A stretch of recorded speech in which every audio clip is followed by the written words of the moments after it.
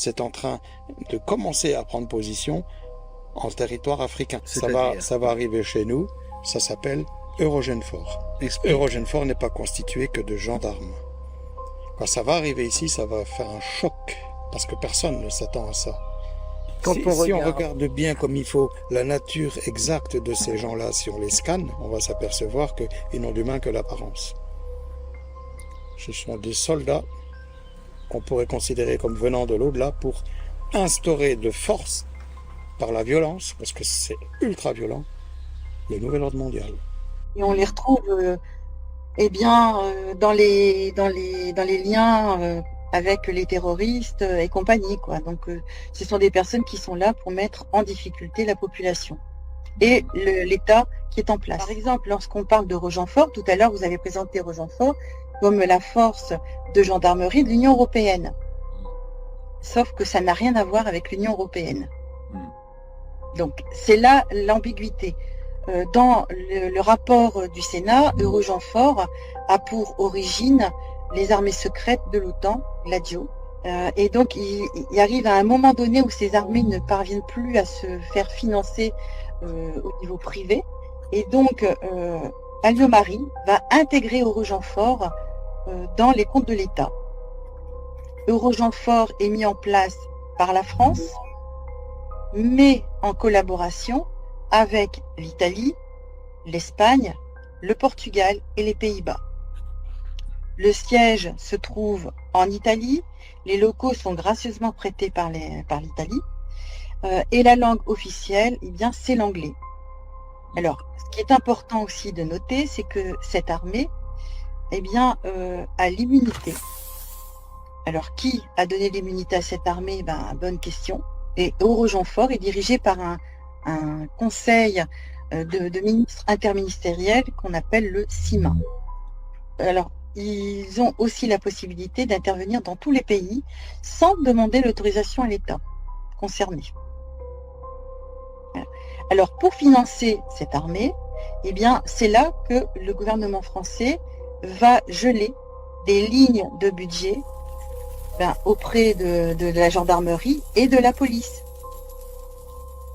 Voilà, donc c'est pour ça que notre gendarmerie, notre police va se retrouver en difficulté parce que les budgets ils vont piquer dans les budgets du ministère de l'Intérieur et aussi des armées pour pouvoir financer cette armée parallèle, puisque c'est une armée parallèle.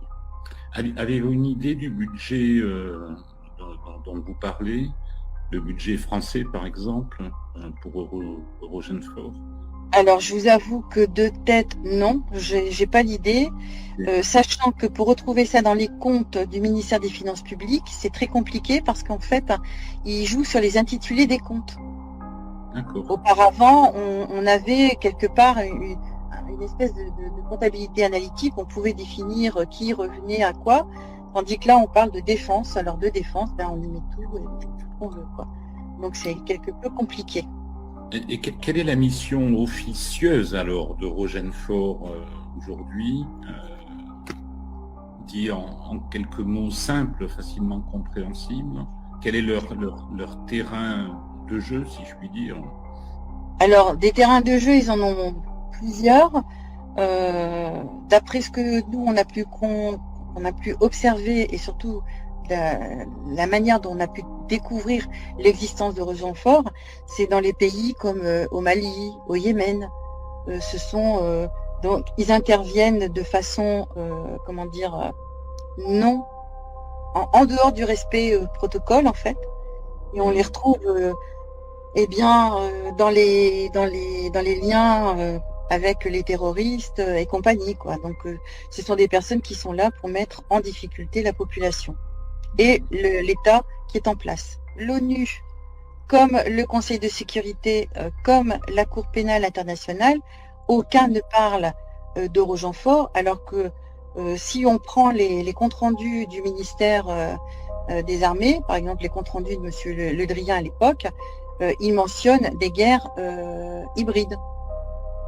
Et les guerres hybrides, c'est les guerres qui sont conduites avec nos armées conventionnelles, et à côté, on a ces armées parallèles, qui, eux, n'ont pas du tout à respecter les règles en matière de militaire. Donc ils ont le droit de faire tout ce qu'ils veulent. La nature exacte de ces gens-là, si on les scanne, on va s'apercevoir qu'ils n'ont d'humain que l'apparence. Ce sont des soldats qu'on pourrait considérer comme venant de l'au-delà pour instaurer de force, par la violence, parce que c'est ultra violent, le nouvel ordre mondial.